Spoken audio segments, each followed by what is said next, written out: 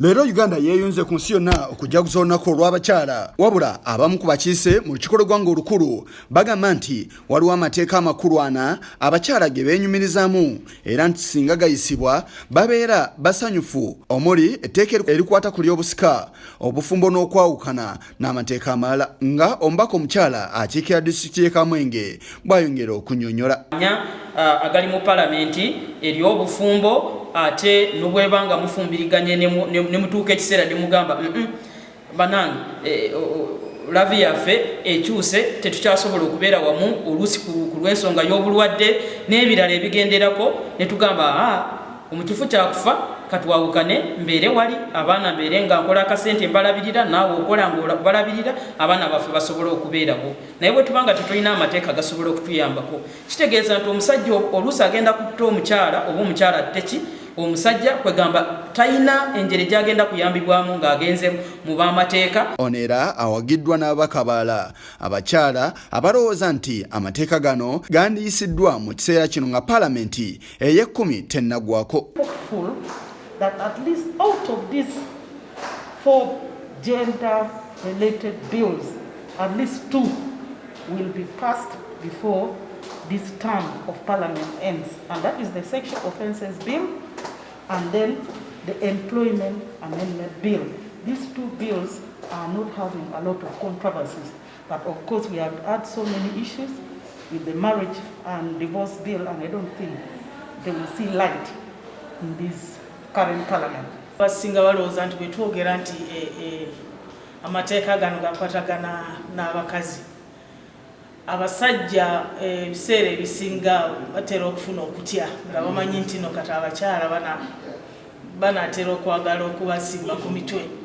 So twetaaga tubeere nga tutambulira wamu, tulina okubabuulirira kwegamba basobole okutegeera lwaki twetaaga amateeka gano. Naye etteeka limu lyokka lye bayita Marriage and Divorce yetutte ebbanga ddene.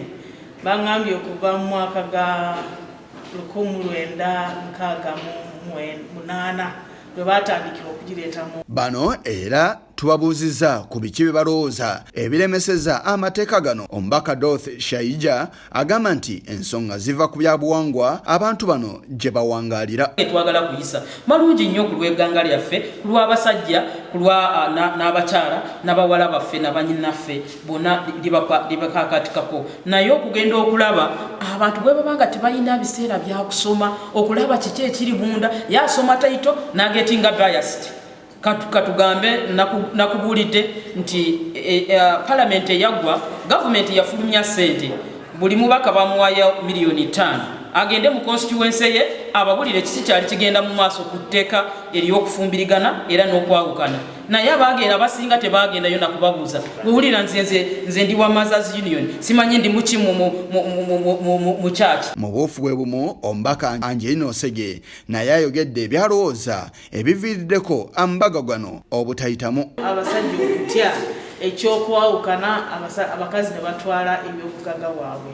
Naye kakati abakyala abamu kati ng'abasiraamu bagamba nti no bo etteeka lyabwe ng'abasiraamu tesobola okukkiriza enkola gye twagala gye bayita ery'obutakkiriza. So etteeka ly'abasiraamu kye bagenda okukozesa kye bateekako esira.